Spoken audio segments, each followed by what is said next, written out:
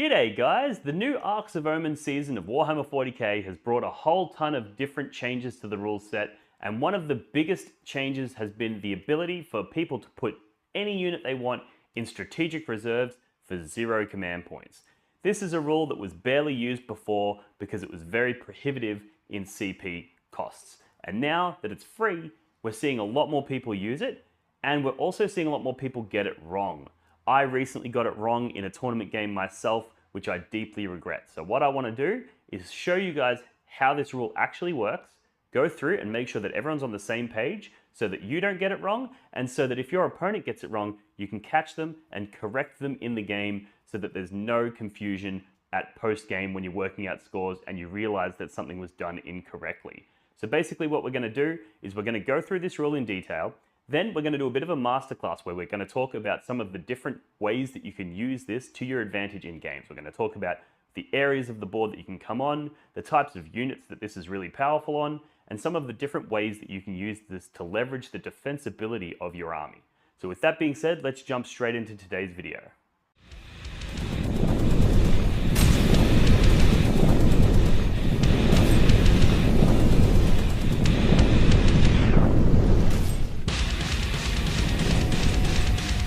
Blood for the Blood God!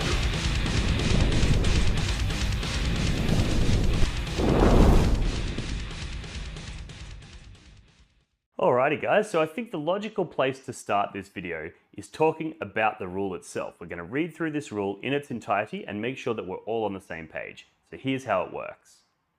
Setting up strategic reserves units. Where on the battlefield a strategic reserve unit is set up when it arrives depends on the battle round in which the unit arrives, as described below.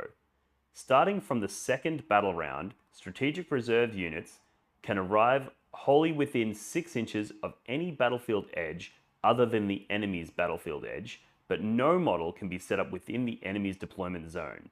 Starting from the third battle round, strategic reserves units that arrive can be set up wholly within 6 inches of any battlefield edge other than the enemy's battlefield edge. In any case, strategic reserves units cannot be set up within 9 inches of enemy models.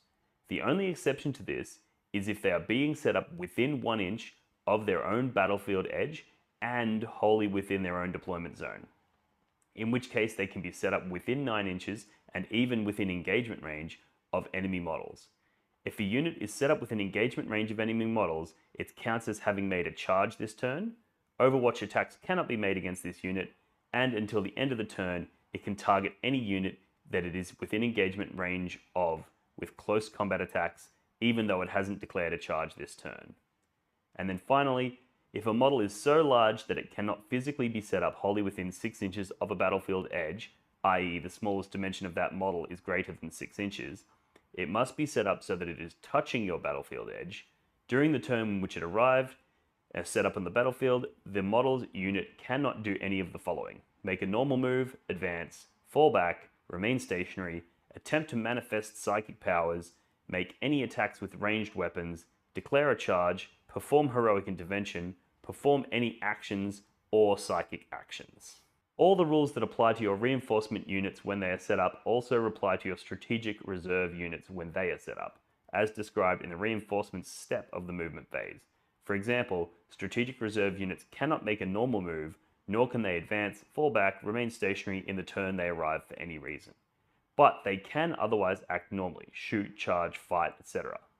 Models in units that arrive from strategic reserves also count as having moved a distance in inches equal to their move characteristic in the movement phase that they arrive. Alright, so that's the specifics of how these units arrive. Now there's a lot of things in there, things like being able to arrive within 1 inch of your own battlefield edge, things like not being able to arrive in your opponent's deployment zone in battle round 2, but you are able to arrive in their deployment zone in battle round 3. So getting a full grip on these rules is quite important. So if this is something that you're planning to use often, I would recommend listening to that all again or reading the rules yourself, just to make sure that you are 100% across it. A mistake that I made recently was forgetting about the restriction on the deploying within 1 inch of your battlefield edge in the fact that it has to also be within your deployment zone. I thought that you could arrive within 1 inch of your battlefield edge and within 9 inches of your opponent as long as it was battlefield edge, not battlefield edge and deployment zone. So that was a mistake that I made in a recent tournament game. So I want to share that with you guys now so that you don't make that same mistake and so that you can help prevent your opponents from making that mistake, because there's nothing more devastating than when you make a mistake in a table. You know, it's much worse making the mistake than it is when your opponent makes a mistake, because you feel like you've robbed somebody, and that is a gut-wrenching feeling that nobody wants to experience. So being across this rule, now that Arcs of Omen is going to make this much more prevalent and much more common, working together with your opponent to make sure these mistakes don't happen is really important. Now that we've got that out of the way, let's have a look at some of the really powerful stuff that you can do with strategic reserves. So first, what we're going to do is we're going to go through all of the different deployment maps, and we're going to have a look at the areas that open up to you using strategic reserves. All right, so as you can see here, in Arcs of Omen, we have 9 different types of deployment, or 9 different missions, I should say. However, you will note that many of these deployments are duplicated. There's not 9 different maps, there's just 9 different missions. So when you break it down, there's actually only 5 unique deployment maps. So along the top there, we've got one that's got diagonal deployment in corners, then we've got one that is corners with 9 inches from the center, and then we've got one that's traditionally called Dawn of War, which is just coming in from your long board edge. And then we've got the bottom 2, one of them which is you come in from your short board edge, and then the other one is another diagonal with some slightly different angles. Now, the important thing to note on these in terms of Arcs of Omen strategic reserves is which edge is each player's battlefield edge, because remember, that's the one where you can arrive within 1 inch of your battlefield edge, within 9 inches of your opponent, provided you are in your own deployment zone. All right, so here I have highlighted all of the battlefield edges. So you can see in the top 3 deployment maps, we have the red line marking the battlefield edge for the player who deploys in the red deployment zone, and then we have the blue marking the battlefield edge for the player who deploys in the blue battlefield deployment zone. So as you can see, for the top 3, the long board edge is your battlefield edge. Now this gives you maximum space in order to use that strategic reserves arriving within 1 inch of the battlefield edge and within your deployment zone, particularly in the Dawn of War mission, because that battlefield edge is entirely within your own deployment zone. The other 2, it's more or less half of that battlefield edge is within your deployment zone, and then the other half is in no man's land. And then when we look at the bottom 2, you'll see that the battlefield edges are actually flipped, and they're along the short battlefield edge, the short edge of the table. So you can see that in the hammer and anvil style one, where you've got 18 inches in from the table edge, or 12 inches back from the center, straight down the guts, that one, once again, your entire battlefield edge is within your deployment zone. So this is a very, very good one to look out for when it comes to that deploying within 1 inch and within 9 inches of your opponent. And then the same can be said more or less for the second one, where you've got those triangle deployments where you basically draw from your corner all the way to the center of the battlefield, and then they draw the same and you get a diagonal deployment. You can see that your entire battlefield edge is within your deployment zone.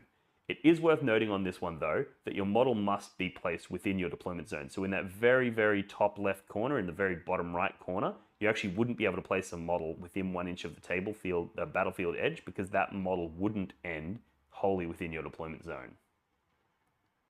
Alrighty, so that's the 5 different deployment maps and how the battlefield edges work. Now, we're going to go through some different scenarios here where we're going to outline where you can place your units, because you can basically come on within 6 inches of those battlefield edges. But knowing which one is your battlefield edge and your area of control is really important for knowing where you can place units within 1 inch of a table and within 9 inches of your opponent. Now, the reason that I'm banging on about this is because it's immensely powerful for combat armies. If you have a unit of yours that's a combat unit and it's in strategic reserves, if your opponent comes too close to your battlefield edge, you can actually come on from strategic reserves, and as long as you're placed within 1 inch of your battlefield edge and wholly within your own deployment zone, you can actually deploy directly into combat with them, or you can deploy within 9 inches. So if they're, say, 5-6 inches away from your battlefield edge, you can walk on and then go in for a 3 or 4 inch charge. It's amazingly powerful, but you need to make sure that you get this right. So making sure that you're wholly within your own deployment zone and within 1 inch of your battlefield edge is how you would pull off this maneuver. So let's have a look at some of the different deployment zones and the deployment placings for strategic reserve units. All right, so the first mission here, we've got the old hammer and anvil style mission where you deploy 12 inches from the center, which is 18 inches in from the short battle edge. And in this one, you can see I've highlighted red where the player with the red deployment zone could bring on his strategic reserves unit in the second battle round. So you get your turn, your opponent gets your turn, and then you can bring in your strategic reserves units in your second turn in any of these highlighted red areas. You can see it doesn't cover the enemy's deployment zone, but it does come in 6 inches. And you can see it's actually a decent portion of the table where you're eligible to place those units. And now remember, your battlefield edge on this one is the short battlefield edge. It's on the right-hand side in your deployment zone. So if somebody comes too close to your deployment zone, you will be able to deploy very, very close to them, which is particularly powerful with combat units or even units with melter guns and those sorts of things. All right, now we have what that deployment area looks like in your third battle round. So in your third battle round, you still have that same battlefield edge and you still have that 6-inch zone. However, it now extends into your opponent's deployment zone. So this is really powerful for scoring their objectives, for taking out their backfield units. However, remember when you are placing in these areas, you will have to be further than 9 inches away from your opponent. All right, this second map is a little bit more tricky because it's got that diagonal style deployment. So with this one, you basically draw a line down the center of the table. In the top to the bottom right is the front line of the red deployment zone. And from the top left to the bottom center is the front line for the blue or the green deployment zone. And then basically I've highlighted again here in red where you could place your units turn 1. And it's worth noting on this one that the right-hand side is your short battlefield edge, and that's the one where you could arrive within 1 inch and wholly within 9 inches of your opponent. This one's particularly interesting because there are some objectives very close to these areas, these zones that you can arrive from. So if your opponent's stringing out to try to take those objectives, it's entirely possible that you'll get decent charges on them from strategic reserves if you come on near your battlefield edge. All right, now we'll show you what it looks like from turn 2 onwards, and you can see it's more or less the same. However, it has extended over the enemy deployment zone, which means you can actually come on in behind your opponent in this one. Because their deployment zone extends all the way up to the halfway mark on that bottom line, it means that you're actually going to be able to use your strategic reserves to appear behind your opponent's objectives, which is very, very powerful and something to look out for.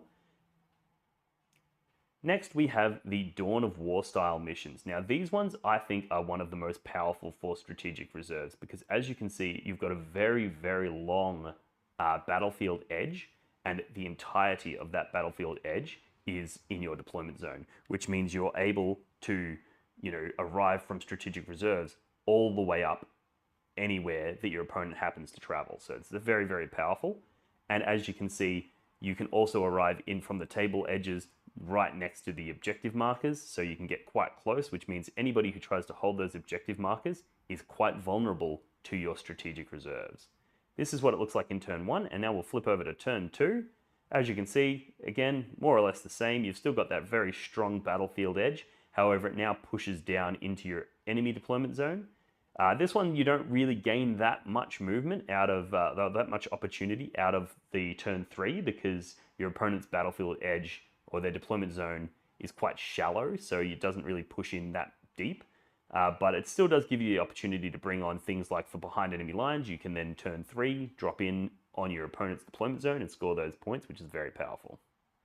All right, next we have a bit of an interesting one. This is the table quarters. So you basically have to deploy further than 9 inches from the center and not past the halfway mark on either side. So you get this nice little corner with some flat edges and a curved sort of central piece.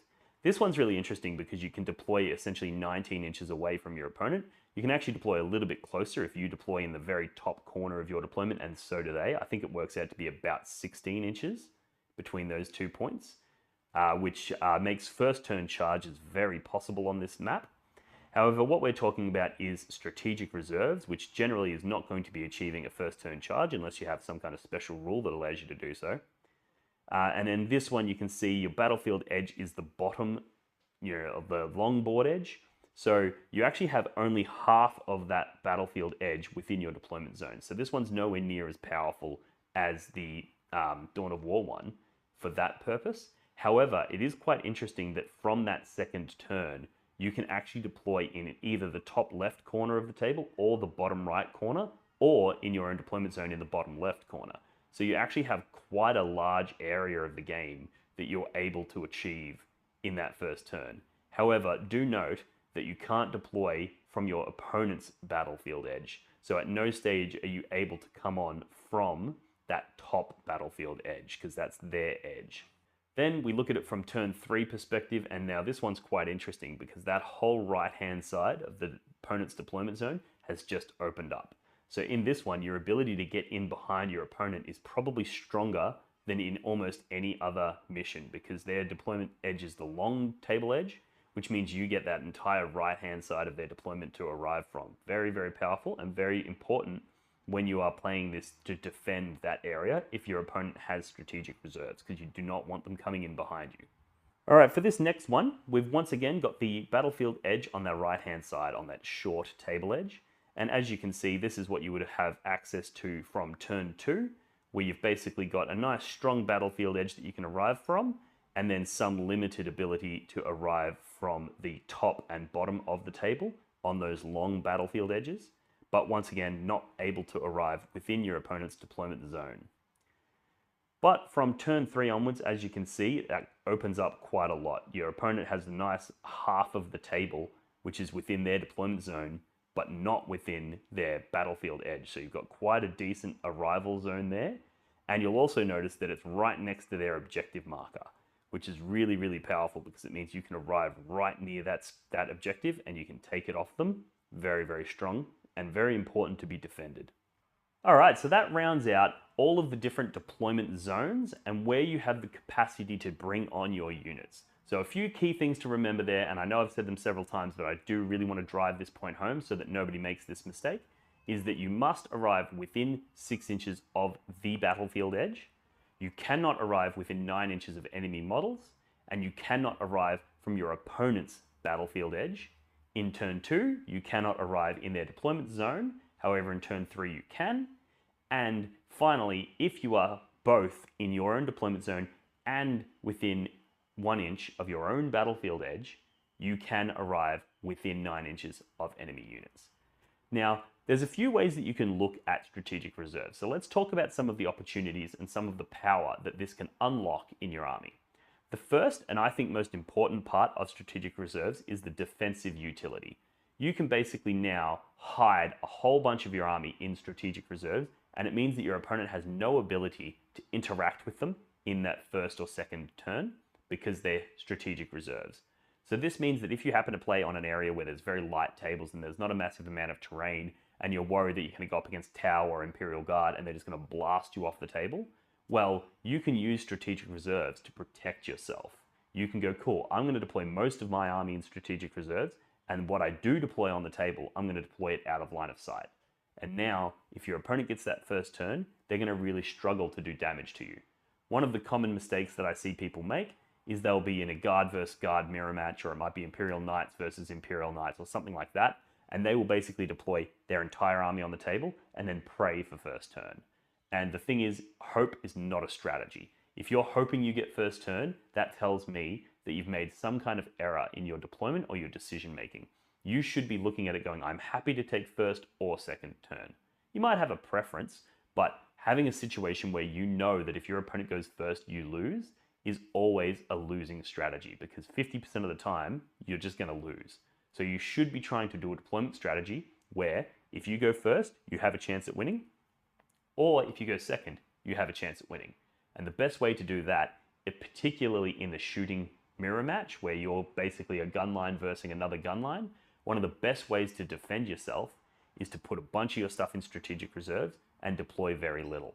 And the thing is if your opponent does the same thing, you now have a very interesting game, because neither of you is going to be able to do much damage to the other one in the first turn, and you end up with this really interesting interplay where instead of it being whoever goes first has a significant advantage, it becomes whoever goes second has a significant advantage, because basically if you go first, you're going to have to come out into the open, but you're not going to be able to see anything.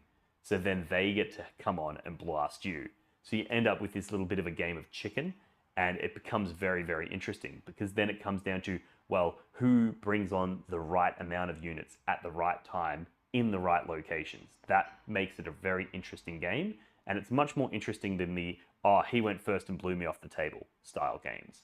So the first and foremost thing to use this for is its defensive ability. And the fact that you can do it for free means that if you're playing Imperial Knights, you can put 2 or 3 big knights in reserves, depending on your power level costs and your points cost and your number of units in your army and all that sort of stuff. Which, if you're interested, I can do a separate video talking about that.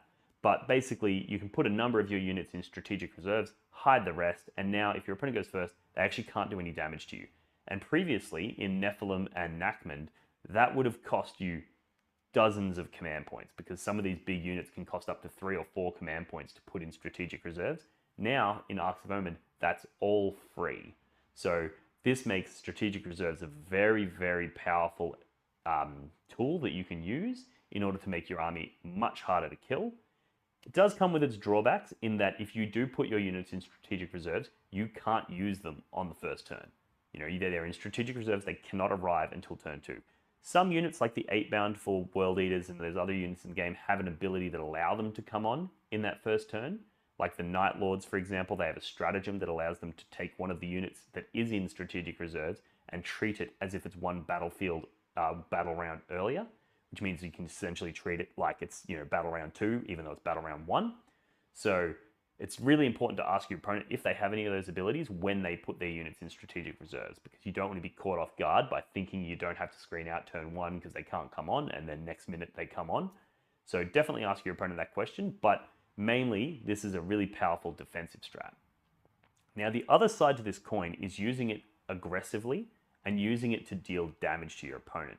So one of the ways that you can do this is, one of the things that this does, I should say, is it allows you to take really slow units that have a very low movement characteristic, and typically units that do melee damage that are going to struggle to get up the board and deal their damage.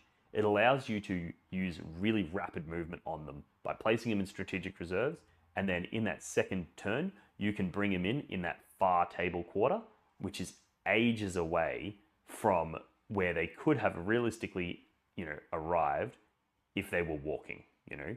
So that's really, really powerful. And also, it unlocks the ability to arrive within 1 inch of your table field edge, within your deployment zone, and within 9 inches of your enemy models. So if you're going up against somebody who's a really fast and aggressive army, and you know that their goal is to basically take over your deployment zone and abandon their own, if you're playing that style of game, you know that putting your units in strategic reserves is going to be very, very powerful.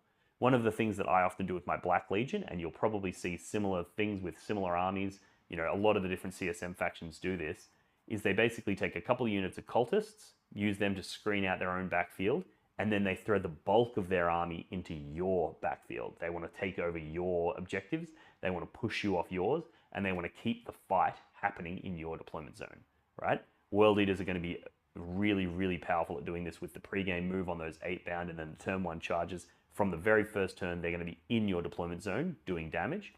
If you happen to go up against somebody who is looking like they're going to employ such a strategy, putting some of your units in strategic reserves means that if it takes them 2 turns to get there, when they do arrive, you're going to be able to launch counterattacks directly into them.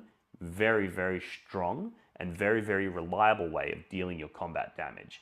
And it also simultaneously protects your combat damage from being attacked. So for example, a Sisters of Battle player may consider taking a unit of Repentia or something like that, putting it in strategic reserves, so that if your opponent comes too close to you, you might be a largely shooting-based Sisters of Battle army with that unit of Repentia in strategic reserves, ready to just counterpunch anything that comes into your deployment zone.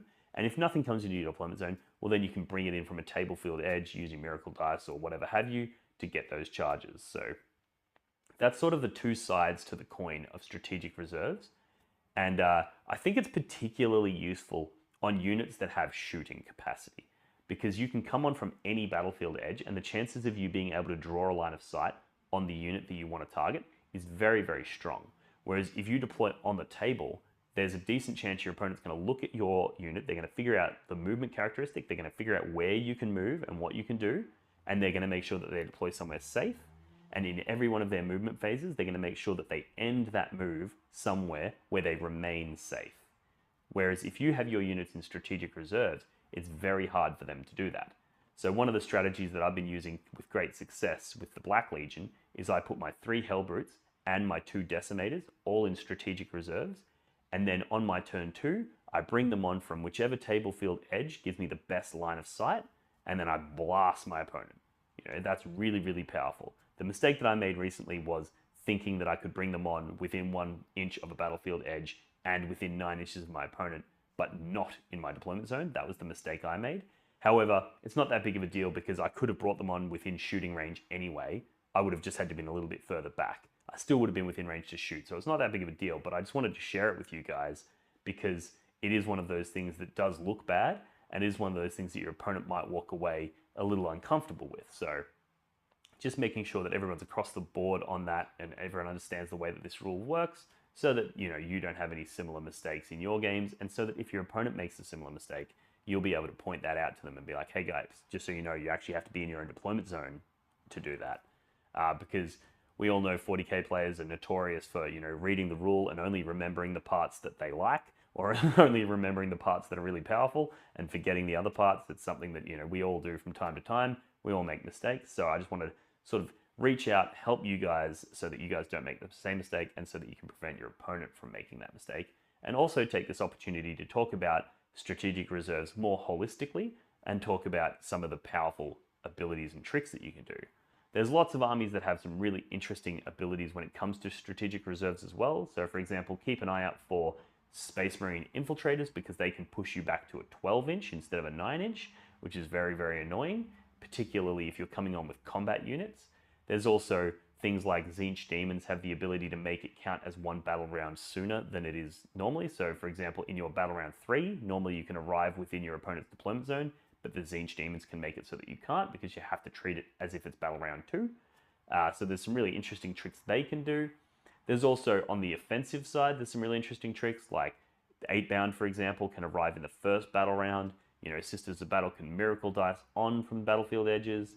There's things like Auspex Scan to consider as well, where you can basically shoot the enemy unit as soon as it arrives. Eldar have a similar ability where they basically get to forewarn you as long as there's a Farseer nearby and you can see you, they can shoot you, and they can actually do that from significant range as well. So be very careful when you are bringing on your strategic reserves units that you don't get Auspex scanned, or so that you don't get anything, nasty like that happen to you. But yeah, so that's sort of my masterclass and, tutorial on the strategic reserves in Arcs of Omen. I think this is something that's being absolutely slept on. Often when I go to tables, my opponent has completely forgot about the way that strategic reserves works, and they forgot about the fact that you can come on within 1 inch of them. Like, for example, at Uprising, I actually had an opponent move into my deployment zone, and then I just moved straight into combat with him, denying him the ability to overwatch, which allowed my Hellbrutes to punch the crap out of his thing. And even better, you can come on in the movement phase, and because you're a vehicle, if you're within 1 inch of an enemy model, you can still shoot that model in the shooting phase. So you can walk your Hellbrutes into combat, shoot the thing you're in combat with, then fight that thing as if you had just made a charge move, and there's nothing your opponent can do about it, other than stay far away from your battlefield edge that is in your deployment zone. So yeah, let me know what you guys think about this. If you want to see me do more of this style sort of content where I take a game mechanic and break it down, I've done a lot of things where I've taken units and I've taken particular combos, but not many where I've done a particular game mechanic and read the rules out, gone through it in detail, and then broken down some of the different uses for it. So if this is something that you're interested in, make sure to let me know in the comments below. And also make sure you check out my new website, blogforthebloodgod.com. And in there you can find all of my content organized into much more coordinated groups so that it's easier for you to find the content that you're interested in. And you can also find links to my merchandise pages where you can get shirts like this. I've got custom objective markers. I've got new dice coming very soon that are going to be very exciting.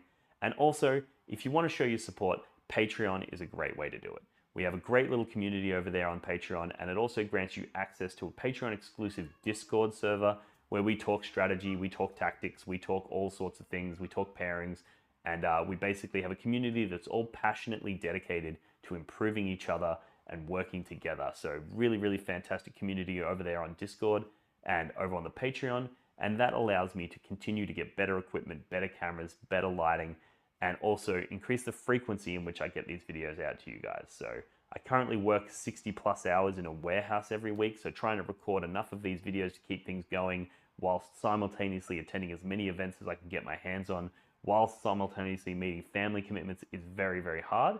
My goal is to get that Patreon to a level where I can reduce my workload and tell my boss that I'm only going to work 40 hours this week. You know, I don't need that extra money because I'm getting support from Patreon, and that will allow me to produce more videos like this. So if that's something you're interested in, please feel free to jump over to Patreon and show your support. Thank you very much for tuning in, and I'll see you in the next one. Cheers.